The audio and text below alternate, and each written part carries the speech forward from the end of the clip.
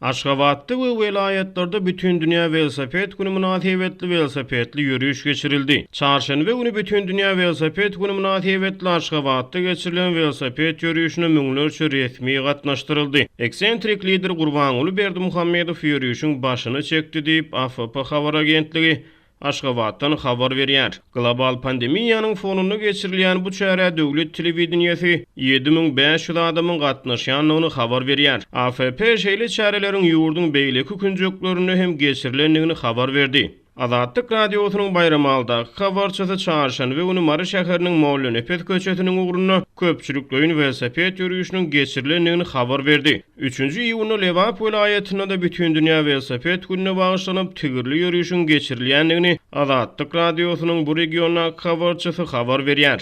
Lewapdaky ýürüýüşler Türkmenabadyň taryhy we ülkäni öwreniş muzeýiniň atçylyk sport toplumynyň we Astanababa taryhy ziyaretkhanalarynyň gabatlaryny hemde Saýyt etrawynyň merkezinde geçirilýär. Häkimiýetler bu çäreleri müňlerçe büdjet işgärini mejburi gatnaşdyrýar. Habarçymyz velosiped ýürüýüşlerini prezidentiň ünsüz saklaýanlygy sebäpli ýerli häkimiýetleriň köpçülikleýin çäreleri berk taýýarlyk görenligini habar berdi. Prezident Berdimuhammedowyň velosipedli gedelenişleri wagtal döwlet telewizionyasynda görkezilýär. Media we medeniýet serişdelerine velosiped sportu giňden wagt edilýär. Azatlyk radiosynyň habarçylary ýurtda köpçülikleýin geçirilýän velosiped ýürüýüşlerini büdjet işgärleriniň mejburi çekilýändigini, tigir üçin olardan pul tutulýanlygyny ýerliler habar berýärler. 2018-nji ýylyň aprelinde resmi Aşgabatyň başlangyjy bilen her ýylyň 3-nji iýuny BMG-nyň baş assambleýasy tarapyndan bütün dünýä velosiped güni oglan edildi. Bu Türkmenistanyň hökümetiniň gazanan uly ýeňiş hökmüni